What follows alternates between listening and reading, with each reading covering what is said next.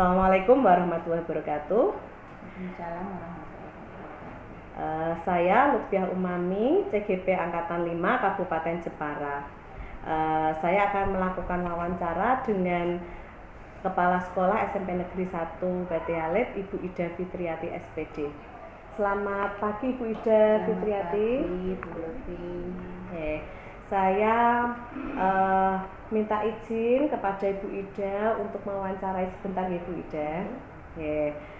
Begini, dalam kegiatan sehari-hari kita, terutama Ibu Ida sebagai kepala sekolah, dalam menyelesaikan misalnya ada permasalahan atau ada kasus baik dari antar kita atau ke kasusnya murid, kira-kira yang dilakukan oleh Bu Ida itu seperti apa deh? Ya, kalau saya jelas tidak bisa bekerja sendiri ya Bu. Tentunya harus koordinasi dengan pihak-pihak terkait dan semua Bapak Ibu guru yang ada. Terus begini Bu Ida, kemarin ada siswa kita di kelas 8B yang namanya Vika Triana. Bu Ida itu sudah mendapatkan laporan dari guru BK? Alhamdulillah sudah. Nah, dalam menyelesaikan kasusnya Vika Triana kemarin yang dilakukan oleh Ibu Ida bagaimana deh? Itu koordinasi dengan guru BK. Koordinasinya seperti apa? Tadi guru BK membuat laporan, kemudian saya cermati, kemudian ada pemanggilan pada orang tua. Yang pertama itu pemanggilan pada orang tuanya si Vika tadi. Kemudian koordinasi juga dengan Bapak Ibu guru yang lain. Ketika pemanggilan dari orang tua, berdasarkan dari analisis guru BK, sebenarnya yang didapatkan itu seperti apa keterangan dari orang tuanya Vika itu? Si Vika ini kan kebetulan Bapak Ibunya kan sudah tidak bersama ya, hanya tinggal ibunya yang bekerja. Dan si Vika ini sudah ikut anak pang. Berarti yang di jalanan itu ya Bu ya? Yang di jalanan itu kasihan sih mestinya ya. Itu dari BK sudah pemanggilan itu, orang tuanya juga istilahnya ya pasrah karena tidak ada yang mengawasi kan. Single parent kan ibunya itu. Setelah dilakukan pemanggilan pertama, apakah ada langkah lagi Bu? Ternyata setelah pemanggilan pertama tidak ada perubahan, sehingga tetap tidak masuk. Kemudian dilakukan lagi, kami tentunya berusaha semaksimal mungkin ya Bu, dari guru BK sudah saya tekankan, kita ini tugasnya kan mendidik, jadi jangan sampai anak ini lepas dari sekolah kita, kasihan dia itu punya masa depan. Maka dilakukan pemanggilan yang ketiga. Nah ini sudah maksimal katakanlah dari BK seperti itu. Setelah dilakukan pemanggilan BK dari 1, 2, 3, ternyata dari Vika itu ternyata tidak ada perubahan dan tidak masuk sekolah gitu. Kemudian langkah apalagi yang Bu Ida lakukan setelah itu? Setelah pemanggilan ketiga, akhirnya kan kami dari BK dan saya koordinasi dengan semua guru, karena kami tidak bisa gegabah ini bagaimana si anak ini setelah dipanggil sesuai prosedur oleh guru BK kok masih tetap tidak masuk. Maka kami mengadakan koordinasi rapat dewan guru untuk menangani anak ini. Bagaimana kelanjutannya, apakah memang dikembalikan ke orang tua atau bagaimana? Berarti setelah ada pemanggilan dari BK, kemudian ada perbincangan dengan orang tua, Bu Ida melakukan koordinasi dengan guru-guru. Kemudian dalam pengambilan keputusan untuk terutama untuk yang kasus ini untuk Vika, kira-kira tantangan yang dihadapi oleh Ibu Ida kemarin apa saja? Ada misalnya ada pemikiran apa, kok saya mesak atau bagaimana? Ya tentulah kita sebagai guru itu anak-anak ini, anak-anak SMP ini kan wajib belajar 9 tahun ya Bu. Iya. Jadi itu kasihan sekali kalau sampai dia putus sekolah, itu nanti masa depannya bagaimana. Nah, terus kami juga sudah berusaha dari pihak sekolah. Kami juga khawatir bahwa anak ini juga membawa virus. Artinya kami dari sekolah juga koordinasi dengan orang bapak ibu guru tadi, ya dikembalikan ke sekolah saja. Seperti itu. Berarti itu tantangan yang dihadapi emang dilema dari kita ya Bu. Di sisi lain kita pengen Vika itu bisa menyelesaikan sekolah sehingga masa depannya cerah, tapi di sisi lain juga Vikanya sendiri masih kurang mau untuk berangkat sekolah lagi, ngoten gitu. Dalam penyelesaian kasus, misalnya ada permasalahan di luar permasalahannya Vika ini, biasanya itu ada jadwalnya atau mendadak gitu Bu? Tidak bisa mendadak karena dari BK itu memang sudah ada program kerja, kemudian jadwal itu jelas disesuaikan per kasus. Jadi BK sudah tertib kok, sudah bagus programnya, kemudian penanganan kasus sudah sesuai prosedur. Kami dari sekolah tentunya tidak semena-mena, jadi sudah sesuai prosedur. Berarti semuanya sudah ada programnya, programnya gitu ya, ada, prosedurnya sesuai. Karena di BK ataupun di sekolah sudah ada program-programnya, nanti tahapannya bagaimana untuk menyelesaikan kasus. Nah, kira-kira kalau ada permasalahan atau kasus, faktor atau siapa saja yang menurut Bu Ida itu bisa mempermudah Bu Ida dalam pengambilan keputusan gitu? Kalau dalam pengambilan keputusan ini kan ada tahapannya tadi ya, jadi prosedural. Jadi dari guru BK dulu, dari wali kelas, kemudian dari bapak ibu guru, dari semua komponen yang ada di SMP ini, dari guru BK, dari wali kelas, dari bapak ibu guru, semuanya ikut andil pengambilan keputusan. Jadi saya tidak bisa disalahkan sendirian. Kalau ada keputusan ya sudah keputusan sekolah. Berdasarkan koordinasi dan keputusan bersama gitu Bu. Terus dalam pengambilan keputusan pasti kan ada pertentangan gitu Bu. Sebagai seorang kepala sekolah itu kan harus memutuskan mana yang terbaik dari yang baik gitu Nah, dari pengambilan keputusan-keputusan yang biasanya Bu Ida lakukan, dari pembelajaran apa yang bisa Ibu Ida ambil dari setiap menyelesaikan misalnya ada permasalahan di sekolah ini? Yang jelas semua hal harus dikoordinasikan dengan pihak-pihak terkait. Jadi tidak diurusi sendiri ya. Seperti itu ya. Jadi semua pihak ikut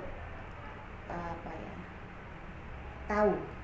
Semua tahu permasalahannya. Oh, seperti ini, putusan seperti ini merupakan keputusan bersama. Tadi kan Bu Ida khusus untuk kasus Vika Triana tadi kan rapat yang terakhir, rapat koordinasi dengan pihak sekolah gitu. Dari kita kemarin sudah mengadakan rapat koordinasi untuk khusus membahas untuk Vika Triana. Kemudian keputusannya kemarin bagaimana Bu? Saya kemarin akhirnya dikembalikan ke orang tua ya. Karena pertimbangannya apa gitu kemarin? Ya, pertimbangannya tadi anak ini sudah tidak punya kemauan, sudah sulit dicari. Sulit dicari kan. Orang tua sudah mencari, sekolah juga sudah berusaha. Kemudian pertimbangan yang kedua, untuk efek jerah untuk yang lain supaya tidak melakukan pelanggaran yang seperti Vika. Padahal kita memang dari sekolah pun sudah berusaha untuk membimbing secara maksimal gitu. Maksimal. Mestinya ya tidak tega juga sih. Tidak tega, kasihan, eman-eman. Udah kelas 8 ya. Iya, kelas 8 itu. Anak perempuan juga. Ini kan kasihan banget. Tapi dari pihak dari Vika sendiri pun tidak mau, kayaknya keinginan sekolahnya sudah. Mungkin juga karena pergaulan mungkin Bu. Bisa pergaulan. Terus dari orang tua juga sudah terima sih dikembalikan pripun malih kan ngoten lah. Semoga memang keputusannya kita ambil memang yang terbaik. Karena kita memang sudah banyak pertimbangan untuk memutuskan ini. Efek jerah juga untuk anaknya supaya tidak seperti itu juga. Yang jelas kita sudah berusaha kok, sudah maksimal. Bu Ida, saya ucapkan terima kasih untuk kesempatan dan waktu yang diberikan kepada saya untuk melakukan wawancara kepada Bu Ida. Ini nanti sebenarnya bagian dari tugas saya sebagai CGP. Terima kasih waktunya. Selamat ya, semoga sukses. Terima kasih. Demikian wawancara saya bersama Ibu Ida Fitriati SPD, Kepala SMP Negeri 1 Bate Alit, Jepara. Wassalamualaikum warahmatullahi wabarakatuh. Waalaikumsalam.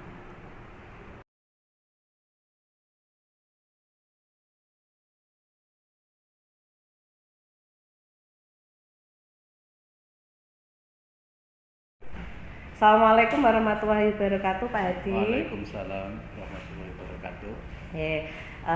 Saya di sini akan mewawancarai Pak Hadi sebagai wakil kepala sekolah. Ini merupakan salah satu tugas dari CGP saya, kemarin itu kan ada wacana untuk pergantian pengurus komite, Pak Hadi.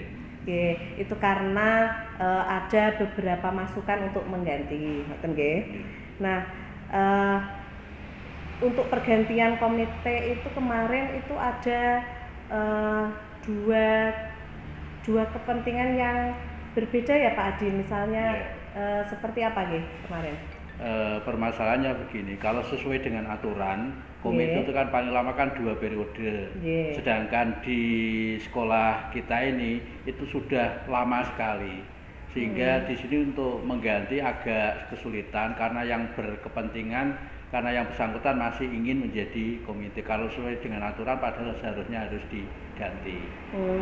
Nah terus kemarin langkah-langkah apa saja yang Pak Hadi lakukan untuk menyelesaikan untuk pergantian ini? Langkah-langkah kami yaitu koordinasi dengan kepala sekolah beserta Bapak Ibu guru, minta pendapat bagaimana sebaiknya untuk mengatasi masalah ini. Namun alhamdulillah berkat kerjasama dengan kepala sekolah beserta staf keseluruhan yang ada di SMP, alhamdulillah untuk pergantian bisa berjalan dengan baik, dan si pengurus lama akhirnya bisa menerima masalah aturan yang berlaku ini. Kira-kira kemarin tantangannya apa saja ya Pak untuk koordinasi itu tadi? Tantangannya adalah memang dari kami, dari pihak sekolah memang agak rasa kewuh untuk mengganti itu agak kesulitan karena yang bersangkutan adalah masih menjadi pengurus. Masih berkenan, sebenarnya masih ingin terus tadi dari tantangan-tantangan yang sudah Pak Hadi sebutkan itu adakah pihak-pihak atau faktor-faktor yang dapat mempermudah atau menyelesaikan tantangan itu? Ya, ada beberapa faktor, salah satunya adalah dari wakil kepala sekolah yang lama yaitu Pak Agus. Itu adalah memang mengadakan pendekatan dan mengenai laporan pembangunan itu sudah diselesaikan, akhirnya adalah dari pihak komite bisa menerima dan legowo untuk diganti. Gitu. Dari penyelesaian yang untuk pergantian pengurus komite itu tadi Pak Hadi membuat jadwal-jadwal atau hanya kalau bahasa Jawa mak berduduk gitu Pak? Apa ada jadwalnya?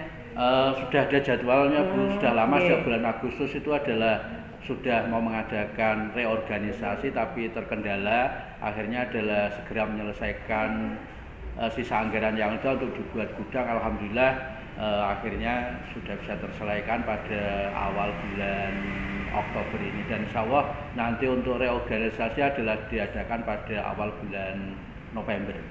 Berarti untuk pergantian ini sudah ada rencana dan ada jadwalnya Pak Hadi.